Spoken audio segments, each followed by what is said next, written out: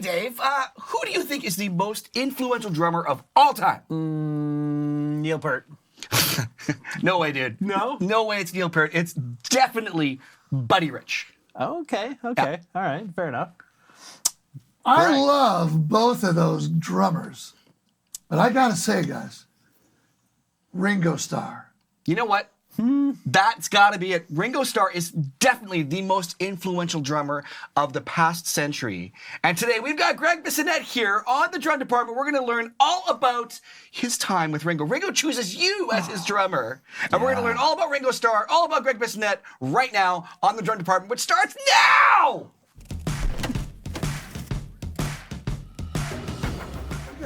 It's an aggressive intro. It's a very aggressive, It's an aggressive but good. intro, but we do it well.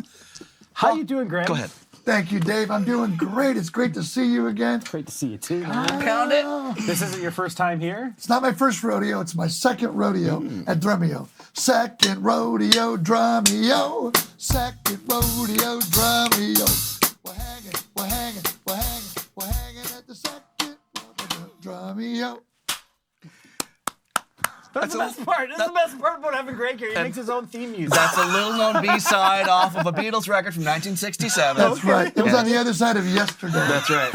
Yeah, we didn't know Drumeo would exist, but it was prophesized back in the 60s. Back in the 60s. Book of Isaiah. So welcome, Greg. For those of you who don't know who Gregg Bissonette is, where have you been?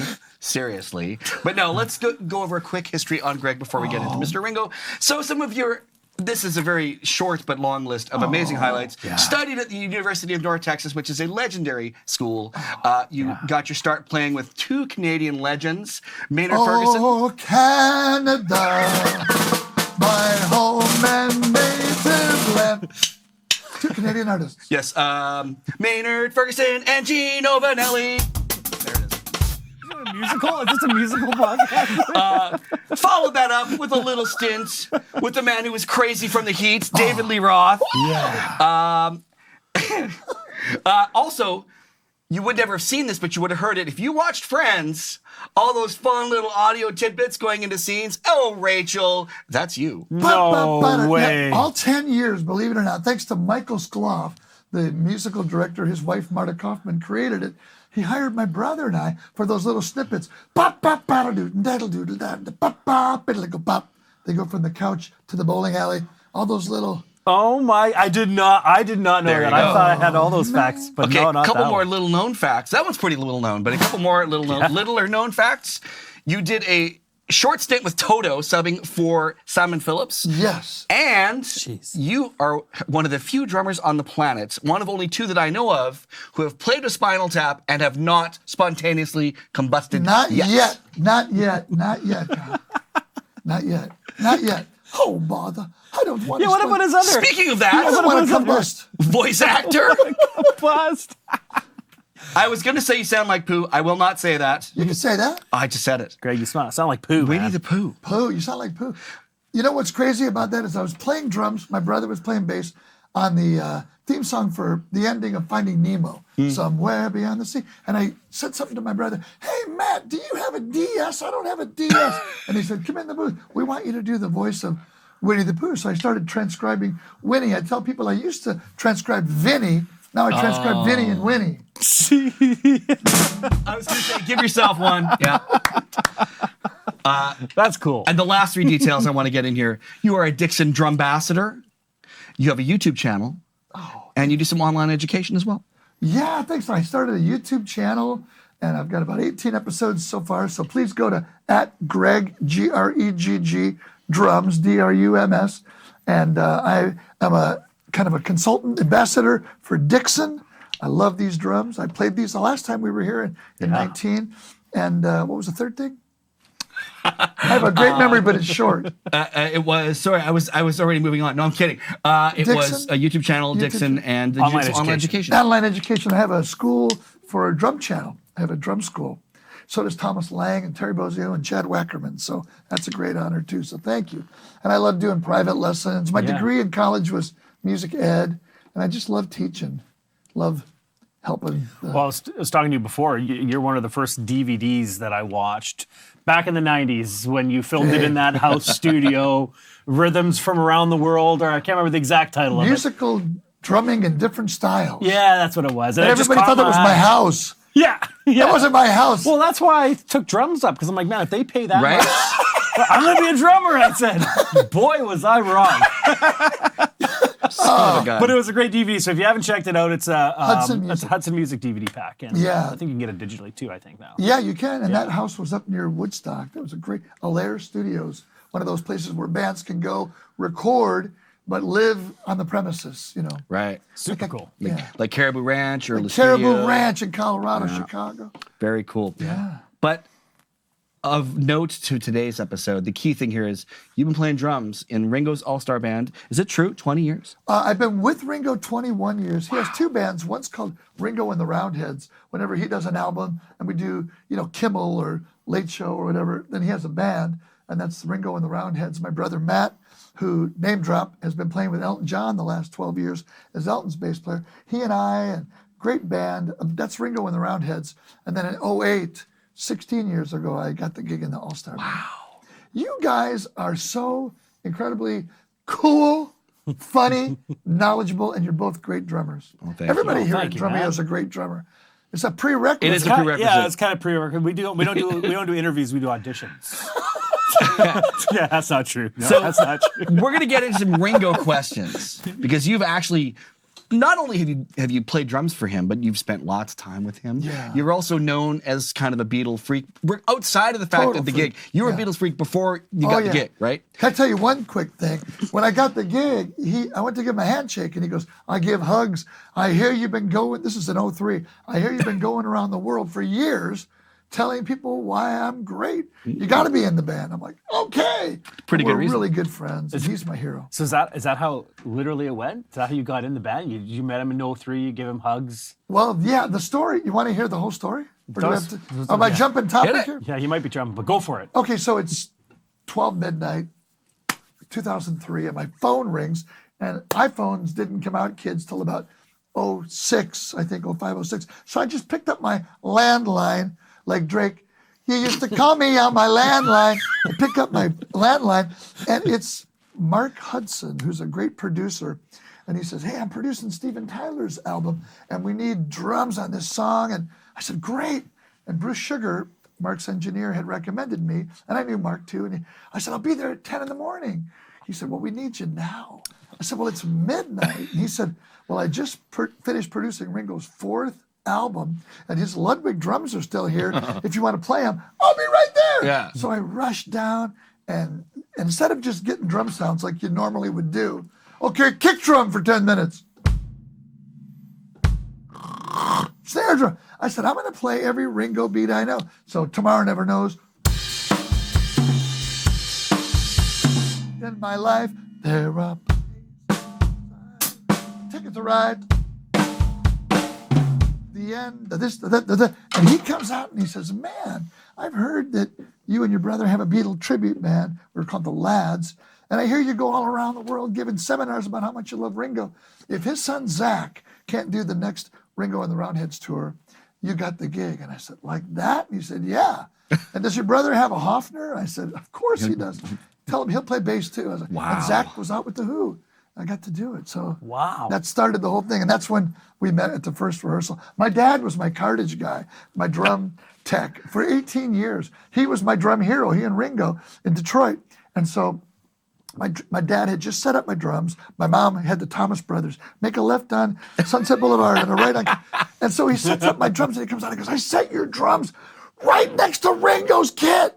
And he was freaking and I was freaking. And then that's how it all started, man. Oh, I love it. Yeah. That's crazy. It's like those are the stories that you often hear about. It's never been like this. Yeah, there was a long list of auditions that I had to do. Yeah. I had to meet all the band, and then they had to meet, lawyers had to, meet. Yeah. It was not like that with these kind of.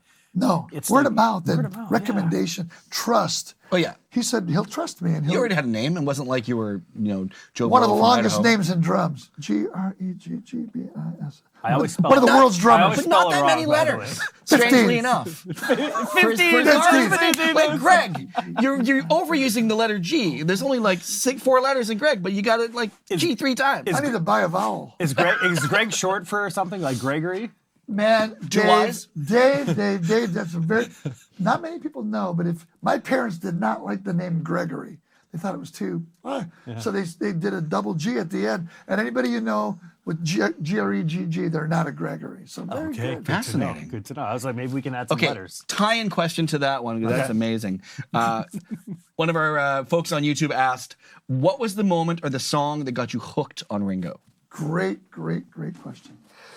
I was, how old was I? 64. I was 5 years old. I was born in 1959. I was 5 years old, and we went in our family station wagon to the drive-in. It was a place where you drive your car and you put the in-car heater, you roll up your window like this, you put the heater there, and you tune in your radio, and they broadcast, "It's been a hard day's night." And I see the Beatles running down the street and the girls chasing them. And I see John, "I should have known better with a girl." That's the song that really got me. No hooked. way. I should have known better. Did you Super play cool. drums at that point? Well, my dad, you probably have them here in Abbotsford, basements. Yeah. In LA, they don't have basements. They have garages. That's why it's garage bands. But I'd go down to the basement with the brick, surrounded like a bunker, and I'd just sit and play on his drums. But it was a very sparse kit. 16-inch hi-hats, a snare drum, a bass drum, and a 22 ride cymbal. And I would just play along with the records, the LP, to Beatles songs. Amazing. Super cool. Okay. I was watching you mime something there. I have that question here. Please. So the question, if you are a Ringo fan, if you ever listened to Ringo or watched Ringo play the drums, he has this thing with his hi-hat hands that some call the windshield wiper. That's right. Taylor Hawkins called it the windshield wiper. Can you explain what that is, how it works, and do you have any insider information from the man himself? Yeah. So I call it washing the hi-hats. Like instead of this,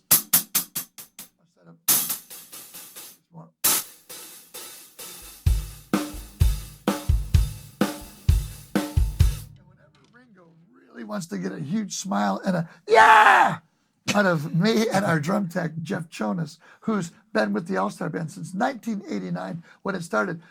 All he has to do is do a little bit of this and we just, yeah!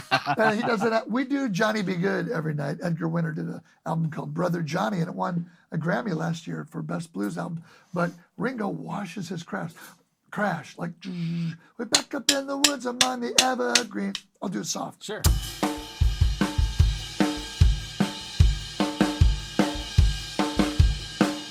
I do mine, and we're looking at each other, and we're smiling, and I'm just going, I can't believe I'm washing my Artisan 18-inch Sabian crash while he's washing his crash, and I'm just going, this is the guy that I learned to play drums from listening to, and here we are doing this together. And I asked him questions about that. I asked him questions about, my big question when I first got in the band was, what are you doing on the end of I'm gonna tell Aunt Mary about Uncle John. He's heading, they're coming in, they're walking in the alley, oh baby. Long Tall Sally. Paul singing this super high, that was one of their show enders with the Beatles. And when I saw them, it was I'm Down. You tell lies thinking I put them both in the same key. I don't know if that's good. But anyway, Ringo's playing this film. And I'm listening to the record and I'm hearing two cymbals. I'm hearing a floor tom and a snare drum and a bass drum playing sextuplets. He says, you want to know how to do that? I said, I do. And he said, well, I'm left-handed. This is when I first met him. I go, I know what you had for breakfast, November 13th, 1965. So he said, I lead with the left hand on the crash with a bass drum, then a floor tom with the right, then a snare with the left, then a crash with the right.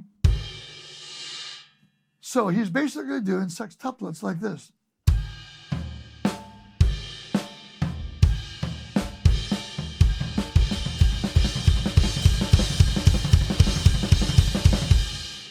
Said, but when I wanted the girls to scream, I'd put my head down.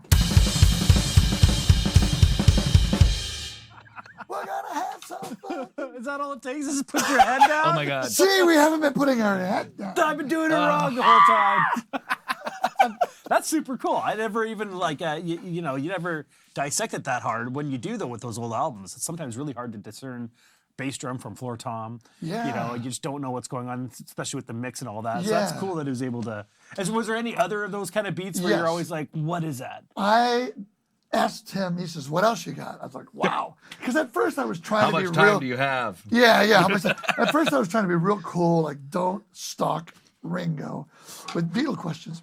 But after about an hour of rehearsing that first day, he says, I hear you got a Beatle tribute band and you go all around the world telling drummers how great I am.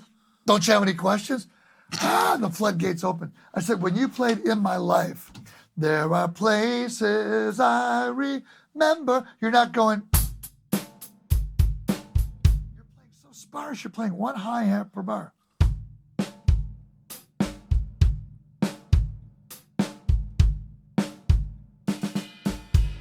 How did you come up with that? And he just thought for a second and he said, well, I think I just did what I did on Anna, which came out first. Anna, want you to know now. That was a cover of an Arthur Alexander tune. And the Beatles loved doing covers in the beginning. He took Arthur Alexander's drummer and played that. So he thought, why not use that on In My Life? The great John Lennon song. That's super cool. Lennon McCartney. Yeah, so you're able to ask these questions after the first hour long where you felt he's a bro. he's a bro, and then now he's a real bro. So I decide while he's walking towards the sound check, we just had dinner, he's walking, but I see him there and I thought, I'm going to do it. I'm going to go into a Ringo groove because the guys in the band, we love playing Beatles songs. We love playing all Ringo songs. We love playing anything with Ringo double drumming. So I do what I think is Tomorrow Never Knows. But I was doing it wrong. Okay. Because I'm doing it like this. Turn off your mind, relax and float down.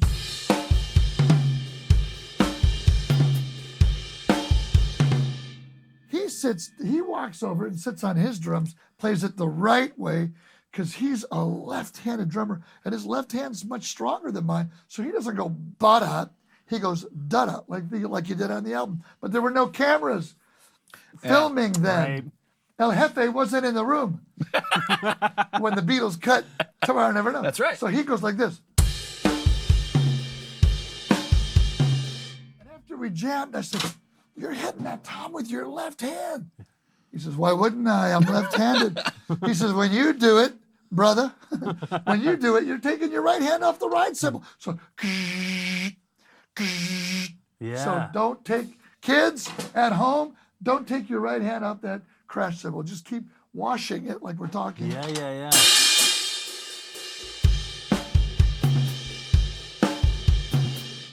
I have an LP and a DW tambourine pedal that I designed with Don Lombardi. So I play with the tambourine because he played that tambourine part. So I'll do it on the hi-hat. 1, 2, 3.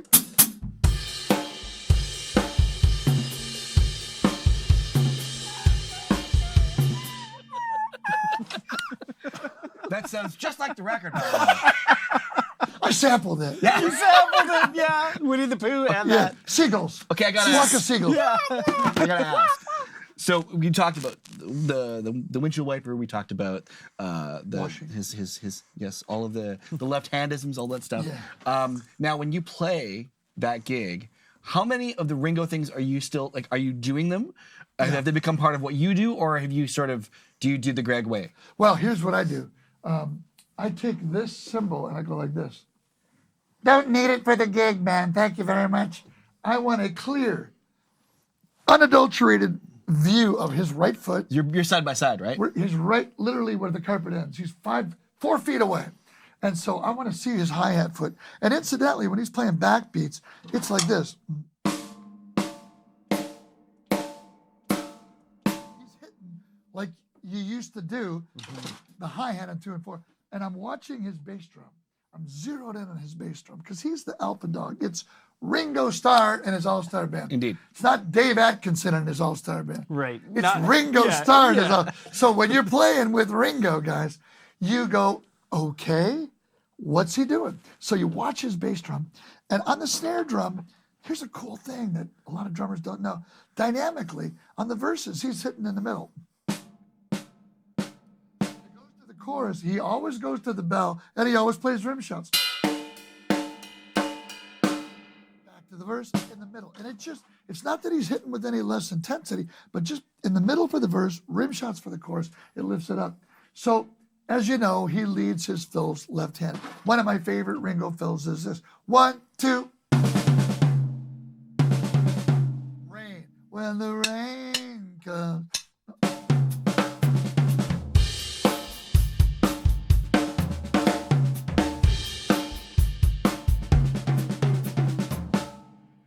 So we would lead. You're both righties. Yes. Yep. We'd lead to put them just because we would. But he goes. So I don't have that kind of left hand lead naturally. So I watch what he does and I lead my own way. But what he's playing, I try to, mirror what he's doing. Because he's just got that feel. But his swing in his pocket, so great. One of the things I really want to point out today is a lot of folks out there say, Ringo, I don't understand what the big deal with Ringo is. It's so simple. I think he plays it so simple. But you just identified the magic in what he does. There's such detail to changing and lifting a song. He'll go to the backbeat on the bell. He's adding a little more energy to it. It's just, and he just did it naturally. Yeah. I mean, he wasn't really thinking about it. No. I got to lift, right? But there was a great question, speaking of fills. The one that I think that people are always handcuffed by, Drive My Car. Yeah. So drive my. Oh, yeah. How would you guys? Here's a Drumeo crew question. You're the band leader in a band. Like, I guess nobody here at Drumeo plays more gigs than you and probably Tyson. Yep, that would be true. Yep. Yep. And you sub on Tyson's 5-nighter. I do. So if you're the leader that night and they go, can you play Drive My Car for my Uncle Harry? How do you count that off? Here's how the guitar goes. Oh. Ready? I'm the guitar player. Count me off. Kyle. 1, 2, 1, 2, 3, 4. It starts on the 1, Wow. 2, 3, Hey, that was 4, good. and 1. You guys got it there, didn't got you? it. I'm glad you didn't ask me, Greg. I was starting to sweat. I'm like, no. Don't call me out on this one. I'm That's sweating good. back here. I made Back- sure not to do it here. Yes. I always thought that was 1. Ba, ba, ba, ba. Right. It's not 1. Ba, ba, ba, ba is the 1. Ba, boop, it, ba, boop, ba, doo, boo, dee, boo, da, ba, da, ba, doo, doo. I don't think the Beatles counted. It's like, well, when you hear Ringo play on Here Comes the Sun, it's here comes the 1, 2, 3, 1, 2, 3, 1, 2, 3, 1, 2, 1, 2, 3, 4, 1, 2, 3, 4, 5, 6, 7, 1, 2, 3, 1, 2, 3, 1, 2, 3, 1, 2, 1, 2, 3, 4, 1, 2, 3, 4, 5, 6, 7.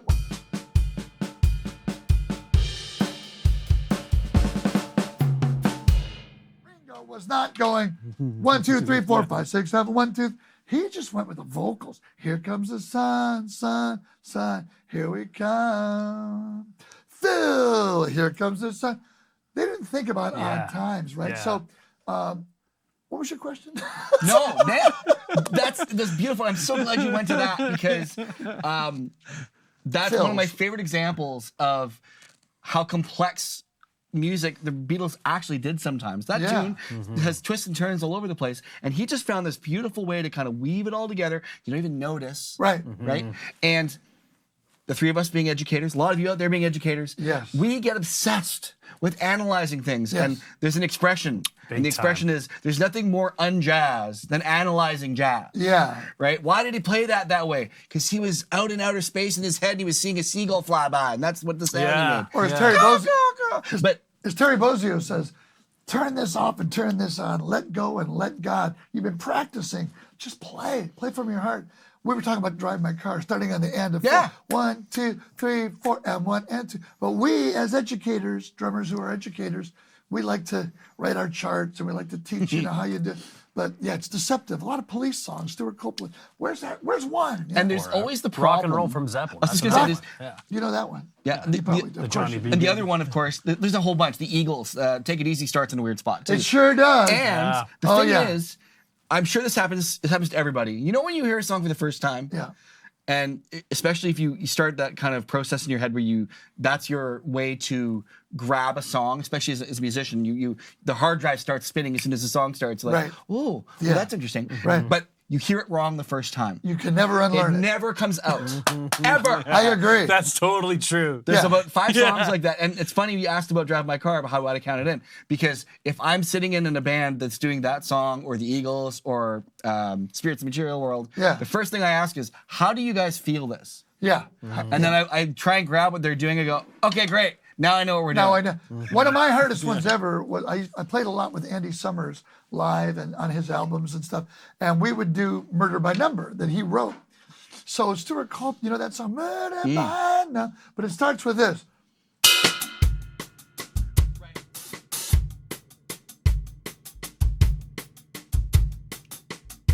And I never knew where one is. So where's one? One, I'm not going to tell you one.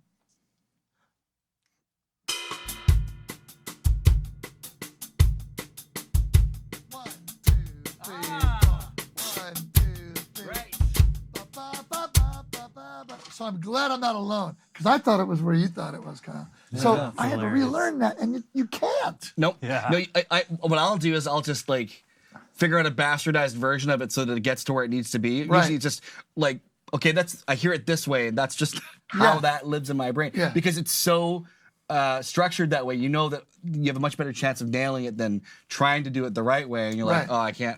I'll spend too much time thinking, and then by then it's gone. Yeah, don't think, just play. All right, I got one more on this kind of tack here. Okay. Thanks.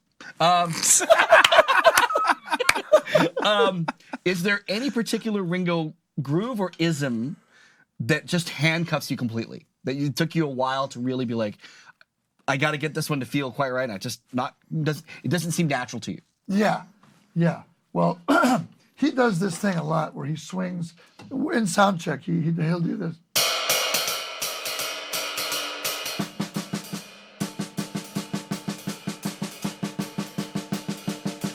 Like a Jim Chapin kind of exercise, God rest his soul, and we can figure out how to do that.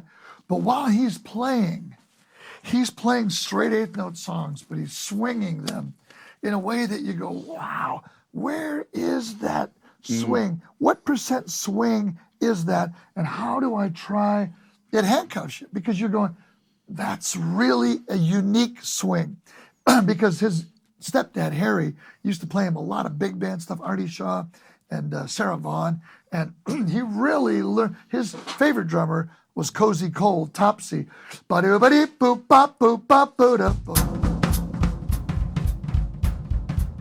that swing is just in his blood. So we'll be playing stuff, and I'll be looking at his right hand, and I know he's not playing straight. We do Boys and I Want to Be Your Man with him behind the kit, and I just try so hard to get into where his pocket is. And I come really close, I think, after 21 years, but it's never, there's only one Ringo. Yeah. You know? Yeah. And I think that speaks a lot to that whole era. He would have grown up listening to Rocket 88 and all that stuff that you'd have like piano players playing straight eights and the drummers swinging. Yes. And there's this like push-pull like juice that's just like, whoa. Earl Palmer. Yes. And yeah. And it's Chuck Berry. We're losing that now because we just, we don't have that example in front of us like we used to. Right. But like I think about Ringo and a few other drummers from that same era, and there's that funk in their playing that it's just like, because it's just what they listen to, and it just. Are you online? Can you Google or YouTube or Apple Music a song? We can. We can. Can you pull up Ray Charles, What I Say? Sure. Because Ringo is a huge Ray Charles fan, and people all. Do you want to get them to do it back Yeah, there so you everybody guys can can hear it? grab it. People always say, well, where did Ringo come up with that one groove for I Feel Fine? Oh, sure. Boom, bam, bada, boom, bang. He took What I Say, but he flipped it. Chris, are we able to play a little bit of What I Say? They're gonna pull it up in a sec. We'll Okay. we'll come back to that in a sec. We'll come Cross back. our fingers that it's not going Well, to. we'll cross each bridge as we get to it. Speaking of copyrighted material, I'm gonna bring up this book. Oh, jeez. Twickenham. But it's Twickenham Studios. Oh, look at that! You got to send the messenger I'm so back. glad you did that because I'm about to open this book. This is the Get Back book. I want to ask you a couple of questions because I know you've probably had a chance to speak to him about Twickenham. Twickenham Studios, everybody. Woo!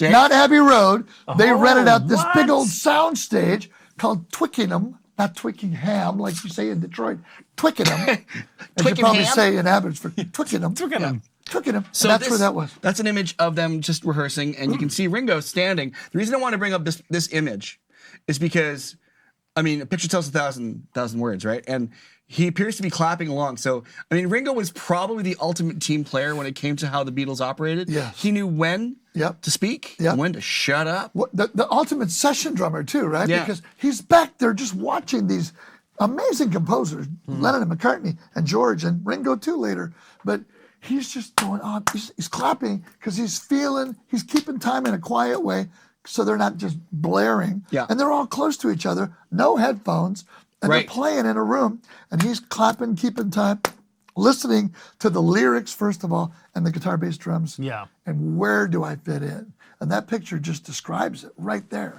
So Good call. You're saying that's not Abbey Roads. What was that? Twickenham Studios. So this is from when they were filming Get Back. If you've seen the Yes, footage, so yeah. this is the big studio they started in.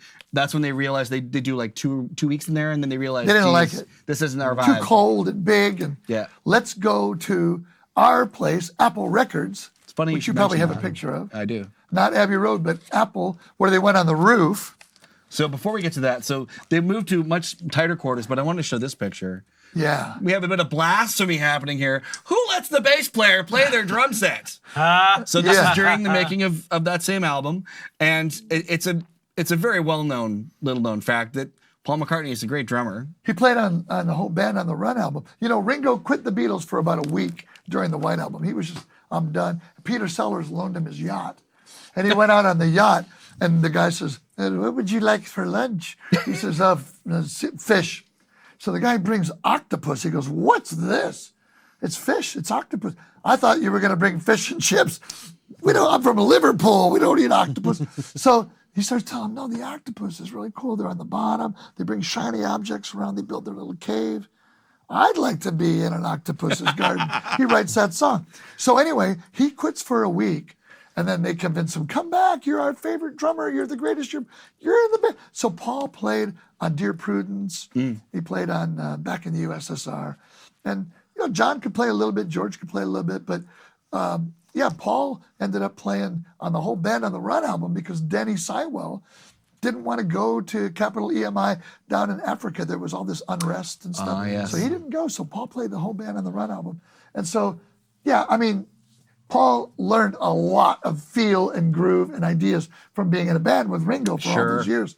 And as soon as Ringo got in the band, they went, that's a drummer. And now we feel like the Beatles, And so all those guys had Ringo-isms going on in their head for years. Speaking to that idea and that sort of mentality, when they were composing and writing together, I mean, they were like brothers, the four of them.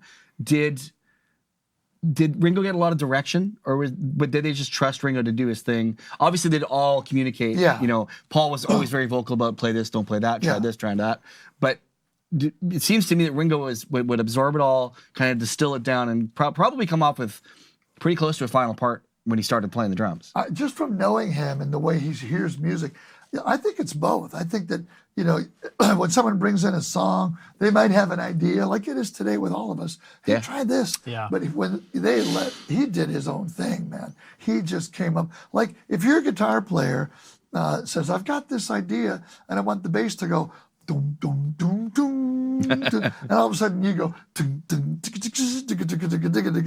that's a theme. That's even though drummers don't get publishing for their So parts. true. That's a drum part that's an iconic Yeah. part of the song. So he came up with that. I don't think anybody told him to play that. He's just back there going, I think I'll play this. That's exactly what I'm thinking. Is like he's writing in his head he's like, okay, I got it. Yeah. Now, speaking of that, I gotta ask. This is the most. I mean, we can conjectured- only guess. We don't know. Right. Yeah. This is the most discussed Ringo part for sure. Who plays it right? Who plays it wrong? Yeah. So speaking of Come together. that part, Yeah.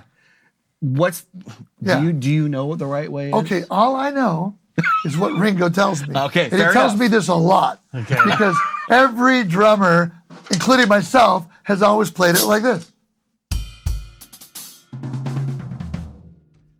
And Ringo says over and over, I mean, there were no cameras rolling. There were no iPhones. Magic. He he had two rack toms, so three toms. He's telling me all the time. He started with his left hand on the floor tom and went up. And when I listen to it, when anybody listens to it, the pitches go down. But in those days, where the drums were stored, calfskin heads, plastic heads. So when I did it once on this thing called Drum for World Hunger, that Dom started. Oh, yeah. He asked me to play the tom part. He said, I'm going to go boom, boom on his kick. Jim Keltner, you go ticka ticka, and Greg, you do diddle diddle diddle diddle. So I tuned my floor tom as high as any human could tune their floor tom.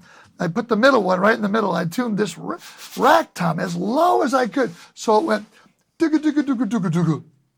So he says he started with the floor tom. I'm sure not going to argue with him. Fair enough. I think that makes total sense because we just didn't have the same care and attention to tuning like we did. Right. Right. And calf heads went on. And he would have had tea towels on them anyways. And tea towels. I left my tea towels in my hotel room here in Abbotsford, but tomorrow I will bring them. I've got from Gary Astridge, the foremost Ringo drum set authority. He's got ringodrumsets.com. He's a trusted friend of Ringo and Jeff Jonas, our drum tech. He got me some Abbey Road tea towels. Oh. And the kind where you see them in that book over the snare and the floor tom, and even on his masterclass. If you really want to learn a lot about Ringo, go to masterclass.com. He's never done this. He did a whole 2-hour class, and he let me come up with the questions and ask him all the questions like we're talking now. What an honor, but he's got those tea towels. He says, I'm the tea towel guy. He is the tea towel guy. Yeah, and these are cool too. I like these. Before we move on, when you say he started on his left hand, now you don't have the extra rack tom, but show us how he told you to play. Okay, say this is a rack tom. Okay. He says he went. Okay, he did it. He was there. He's got a great memory, so I don't doubt that. When I play it, I would go.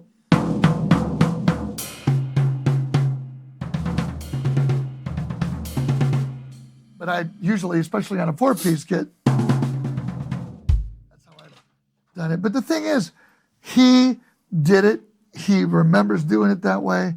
So this is an argument that everybody has. Yeah. But it makes sense. It makes sense, Left hand lead going back up. It makes sense. He always jokes because on certain songs, I'm doing this with the All Starr Band. He says, well, I can't do that because he would go. So now lately he's been doing this with me. Together. We play that on the Toto song Africa because Steve Lukather is one of the members of the All Starr Band. So I've always played it, like when I subbed for Simon Phillips with Toto for a 4-month tour, when he hurt his back, I went, That's the way I saw Jeff Porcaro play it a lot. But one time we were playing and Hamish Stewart, our bass player from the Average White Band, he really liked the aggressiveness of said, I like that too. So just in the Ringo's All-Star Band, we're not trying to do exact replicas. We're trying to do our version. So when I do that, Ringo does this. Left lead. He leads left. So why wouldn't he do that? Of course. So you think, because it's pretty much debunked now. If Ringo has said this is how it was done, can we just put that to rest, or is there still questioning maybe he remembers clearly? Is that what we're thinking? There's always questions. I would like to put it out there. I have one more. We'll get to it, but I will put it out there right now to the drumming community on your behalf. Let's leave this one alone. Put it to rest. Let's leave it alone. Okay, we got another one. I want to hear this. Okay, so Mike Portnoy is a dear, dear friend, and he's a Beatle nut like I am, a Ringo nut like I am.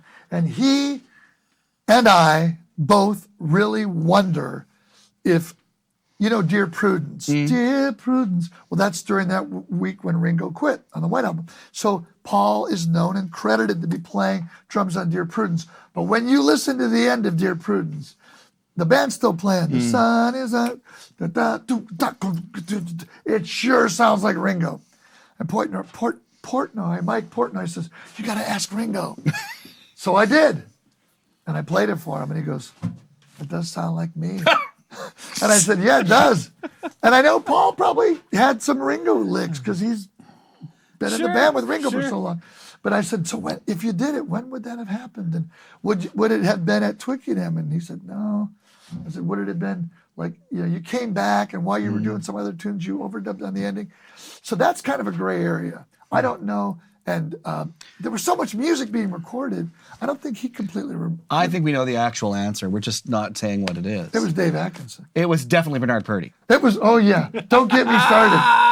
Don't even I get wasn't me going to say that. I just wanted to see what happened. Here's Now what- I know. Here's my last thing I'm going to say about here that. we go. Okay. So Will Lee, do you know who that is? Bass player. Looks very much like you. Thank you. He's way better looking. But he's got a great Beatle band called the Fab Four in New York. And he played a gig not long ago with Bernard.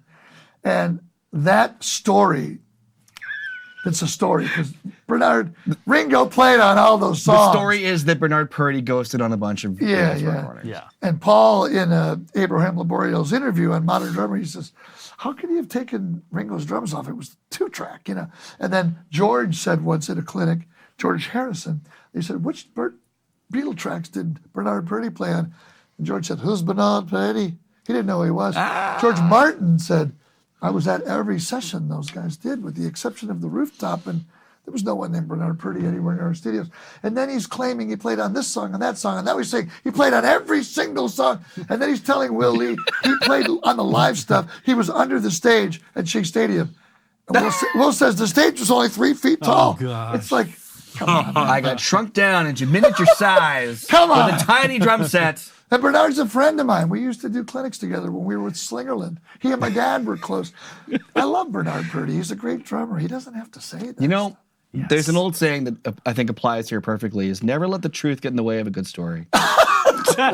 Or there's John Lovett, Saturday Night Live. Yeah, that was me. I walked on the moon. Not Neil Armstrong. That was me. Yeah, that's a ticket. That's a ticket. Never let the truth get in the way of a good story. so There's good. got to be some controversy, though. You Yeah. got to leave it. Let's never uncover that one.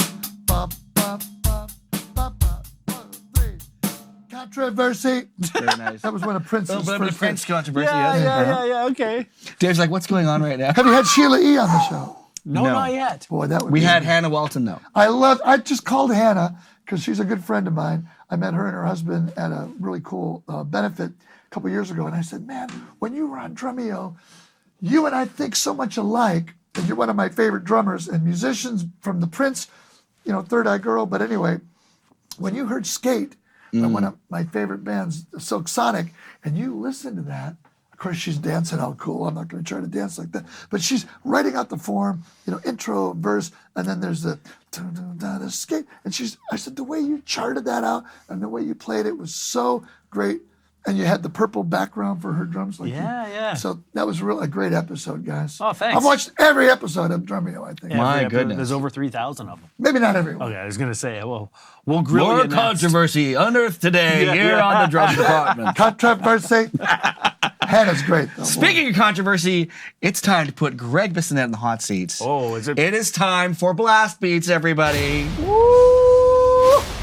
All right, bud. So, Greg, what we're going to do here is we're going to ask you 20 questions in 60 tiny little seconds. We're going Okay. to time you. Now, there's no right or wrong answers, Okay. but if you do manage to answer all these questions in 1 minute, we're going to give a prize away to someone out there in the audience. So make the answers as short as possible? Yeah. Do I get to see a timer? Well, we'll bring it up there on screen. We may or may not see it because I have a our watch. crew is I have a Swiss very Army watch. much, they like to be a little bit contrary with us. Okay. So sometimes we see them, sometimes we Sometimes don't. we I'll see keep my sometimes. eye on So, my Swiss Army watch with a second. hand. Greg, are you ready? Oh, you got your watch. I love this. So I'm going to count them down to start the clock, and then I'm going to start firing away these questions. 20 questions in 60 Now, seconds. you know me, Kyle. I like to talk. And And so I got to be careful to not. One word I'm going to work answers. with you. One. I work with you on this too. Ready? Here we go. Okay. 3, 2, 1, go. Nylon or wood tip sticks? Wood tip. Favorite place on the planet? My home. Ooh. Heel up or heel down? Heel up. What music are you listening to right now? Silk Sonic. Coated or clear drum heads? Coated. Artist you want to work with? Sting. Cymbals, clean or dirty? Dirty. Golf or tennis? Golf. Pedals, chain, strap, or direct drive? Chain. TV or movies? YouTube. How many snare drums is too many? 20. White wine or red wine? I don't drink. Single or double pedal? Double pedal. Flying or driving? Driving. Are concert toms still cool? Cool. Suit or t-shirt? T-shirt. Lacquer or wrapped drums? Lacquer. Steak or seafood? Seafood. Vinyl or streaming? Vinyl. The best Beatles album. Hard Day's Night. Woo! We did 3 it. seconds left. Oh, yeah. Guys. There, you left. killed that. Oh, I Not lost my bad. pack. This is great. I love this. I'll pick that up. We're This good. is fun. Yeah. This is so much fun. Awesome. That was great. I'm going to give away something to someone out there in the audience. What are we going to give away? I'm going to give away a set of our Drumeo eardrums, which I'm not wearing right now. They're so cool. They're invisible. Wow. But yeah, there are in-ear monitors. They're awesome. They're worth like $150. Yeah, they're nice. They're Pretty nice. good prize. They're nice in here. So we're going to give them someone on YouTube land? Yeah. All right. I'm going to go, you know what, I'm just going to pick a name at random here. Okay. Liam B, you have won a set of Drumeo eardrums. Email me at krad@drumeo.com to claim your prize. Send me your address. We will send you a set of our eardrums right away. Congratulations. He just said chain, so he's a chain bass drum player, which is good. So There you go. congratulations, Liam Yeah. B. go. That's pretty cool. You're within the family. And since I'm giving stuff away today, we're going to get into something else here. It is Can I time. play the beat? With the beat. What do you got? Give it away, give it away, give it away now. Chad Smith and I grew up so close to each other in Detroit. Oh, yeah. We're longtime friends, and I love Chad. That's amazing. He was great on your show. So when did you guys when did you guys first meet? I met him back probably in 1978, Whoa. way before you guys were born. Whoa. Were you guys both drumming then? Yeah, yeah. That's cool. We were playing around Detroit. Yeah. So what go ahead. I was just going to say, Greg's got stories for days. Oh, I yeah. got a lot of stories. I told him before we did this, he said, you should do your own podcast. And I would Got the tune right in. voice for it. You got the right voice. I'm doing my YouTube channel instead, because at least I get to, after the fact, throw in a lot of images and edit. And Right. Put it. I love being a YouTuber. I'm new at it last year, but I just love it. Everyone watching, go and follow him, subscribe to his channel right now. Thank It's you. just at All of you, Gregg go do it right now. Drums, right? Well, not At right some- now. Do it after the episode. Right. At Gregg Drums, GREGGDRUMS. Yeah, let's see if we can get a little bit of a spike for you, man. Thank you, man. Oh, that's great. Well done. So we were talking about giving something away. So that's going to bring us to our next segment. We're going right ahead. We're going to talk about gear of the week right now. Oh, Okay. I think I see them on the kit too. Yeah. So this week, these are hot off the presses or off the machine. I'm not sure. This is a new product called Drops. The gentleman that created Monobag Right. decided that wasn't a big enough challenge. He needed to figure out a better way to mute drums. And he was saying, I don't know, Greg, what do you normally use for muting your drums? I usually use, I have it in that bag over there, black gaffer tape. Not duct tape because it gets the gluey stuff, but I use black gaff tape and I do the Jeff Porcaro little thing where you put it and then you get a little, it looks like a baffle. All right, well, that took too long to explain. It took too long. Because, see, that's the thing, is that there's tape and then it's sticky Yeah. and then there's moon gels and they turn into this gross little sludge. Yeah. These things are called drops, and what they are, they're made of felt, recycled felt. Inside there are little steel BBs, ball bearings. And that with the little rubber kind of mount thing that goes right on top of the tension rod. Just put it right on the drum. We've got one on the snare and one on the floor tom. And they come in 4 different weights. Let's do this here. So you can see this package comes in 4 sizes. You get 40 grams up to, what's the King Command Man one? 200 grams? 200 grams. Wow. Yeah. And so right now you've got the 60 and the 40. The 60's on the snare, I think, the bigger one. And then the 40's on the floor tom. Wow. Yeah. And they just, they bounce up. They work like a natural gate. Try them out. See what you think. Can I try the big one? Absolutely. Because the tea towels are my other go-to thing to mute with, but these are really cool. So Here, Dave, will you... here's with you one nothing there. about muting the snare drum.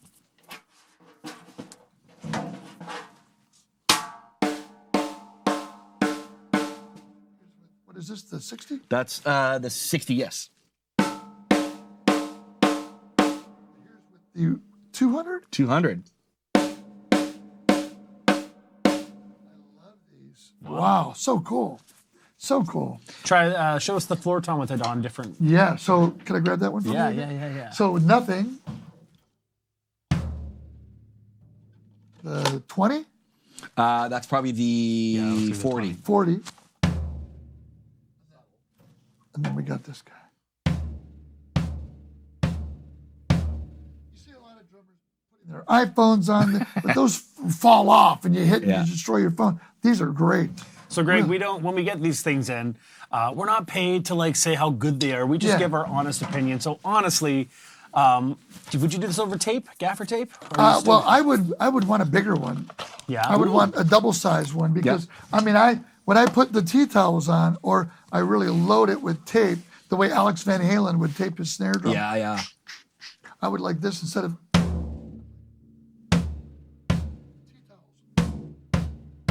So I might try 2 of the 200s. Right. And if you're gonna mute. If you're gonna open. That was my take too. I thought they worked fantastic, but I was thinking the same thing. I was like, I kind of want more of that, like, biff. Yeah, you know? because subtle is cool, but I don't know. And Jeff Jonas, our drum tech with Ringo, he takes one little piece of like a ring, cuts it like this, and puts adhesive tape, and it goes from gong to like gong. So the subtle ones are good too, but I like all or nothing, you know. Yeah. Fair enough. I love the quality Okay. of these. I love how clean they are. Yeah. I love that they would survive travel really well. Yeah. Great for backline. Just boom, pop them right on. Yeah. Take them off with you on the way home. You know. They sell as a package for $60. That's reasonable. I think these are well made. Yeah. Yeah. You know, these days buying Canadian or the American. US? That's US. Yeah. Yeah. You can get them right from their site at Almost. at tandemdrums.com. And the And- nice thing too is you put them through the ringer because the first thing I thought it was, are they just going to pop off? Yeah, they don't. They definitely do not. But they don't. No. they're And you pretty good. can kind of turn them out of the way. That's the other thing.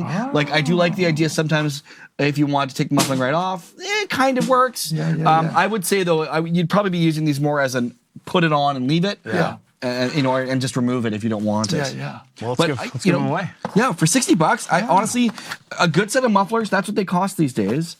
And they look good, too. They do look cool. Yeah. You know? So I think there's a lot of credit to that. So yeah, these are the drum drops by Tandem Drums, again, at tandemdrums.com. $60. We're going to give a set a set of those to someone in the members area. Dave, why don't you pick the winner? All right, let me just. I love putting you on the spot. Yeah, you It's put my me on the spot favorite all the thing in time. the world. You know what I also like about that is I like the packaging on that too. You can fill time It's better kind than of like anybody. It's kind of like what do you call it? Keep going. Apple. There you go. Click that. Yeah. Yeah. So it's It's kind of my like Apple fault. packaging, Yeah, and it looks like it. So the winner for this is going to be M Chill. M Chill. Congratulations, M Chill. You Congratulations, said the right M comment. Chill. You have won a set of these drops. Email me at krad@drumeo.com. We'll get you these sent out right away.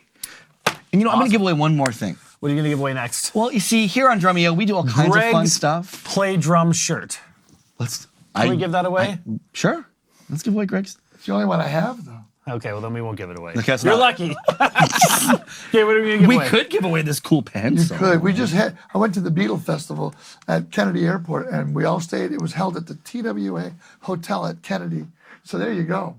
I stole that from my room. I think they assumed you Liberated it. Yeah. Yeah. So I'm You gonna liberated it. I'm gonna give away this pencil along with a 1-year membership to Drumeo. Wow. Because we have all kinds of cool stuff, not just stuff like this. Yeah. We have this barely scratches the surface. Yeah. We have thousands. Thank you. We have thousands of lessons. We have over 5,000 songs transcribed. In fact, we have some of your songs transcribed. Wow. We have your parts transcribed. That's right. Yes. And you can play along with songs that Gregg wrote and sang on. It's so cool. Not only that, but you're doing a bunch of workouts and other content here. I'm excited to do that. I've never done something like that. Yeah, it's We're going to give away membership right now. But if you are out there and you say, hey, I want to know all about that stuff too, all you got to do is go over to drumeo.com, check out our free 7-day trial. Look at that. That was Yeah, I think that's the look at first that. time. That was smooth. That's at the that. smoothest it's ever been, man. Good job in there today, guys. You're doing it, guys. We're doing it. It's never your fault. Let me make that clear. It's always me. That's Kyle. Just We're going to blame give away Kyle. membership to someone here blame on Kyle. the YouTubes. Let's go. Dave, give me a number between Greg, Yes. please. You're the guest of honor. I need a number between 1 and 11. Number 9. Number 9. Oh, what the Great. accent, I too. love it. Congratulations to Chevy Girl 72 Nova SS, probably a car fan. Chevy. Chevy Girl 72 Nova SS, you have won a 1-year membership to Drumeo. Email me at krad@drumeo.com and we'll get you hooked up with that right away. You know what Michael Shack would call that? A petrol head. Yeah. yes, You're he a fellow would. petrol head. Fellow Petra. And he's also a huge fan of gaffer tape. I went to school every day in a 72 Nova Super Sport because my friend Brian Walgrave he was 3 doors down. He was a couple years older. He'd drive his Nova, and he always had an 8-track tape of Bad Company playing. Oh my goodness. Bad that's Company, hilarious. can't get enough of your love. I'd become friends with Simon Kirke because he was in a band before Bad Company called All Right Now, Baby. I went to go buy that record, but it was free. Yeah. Oh my goodness. I am in the wrong show today, guys. You two, you guys are like the same kind of. You got the same wavelength going on here. We're similar, similar vintage. It's the Red Bull. And I do remember 8-track players. My dad had one, and they only had 4 tracks, right? And you press the button, and that was right. the track number. I do remember 8-tracks. And it would skip in the middle of a song, go to a different track. Yeah. Yeah, but that's Simon Kirke, Bad Company, who before that was not expensive, but free. Jesus Christ, what's going on here? Then we can get into Humble Pie later. We'll Oh, talk- come on. Should I just leave you guys alone? No, come on, Dave. Well, actually, we're at the end of our episode today, guys. Greg, thank you so much for sharing all these amazing stories Yeah, and some man. great playing. We'll be back in a couple of weeks with another awesome live show. For those of you that are in the members area, stick around. We're going to hang out with Greg for a little bit longer, and you can get your question answered by the man himself. But on our way out today, Greg, would you mind playing some of your favorite Beatles grooves? And we will see you guys all again soon. You bet.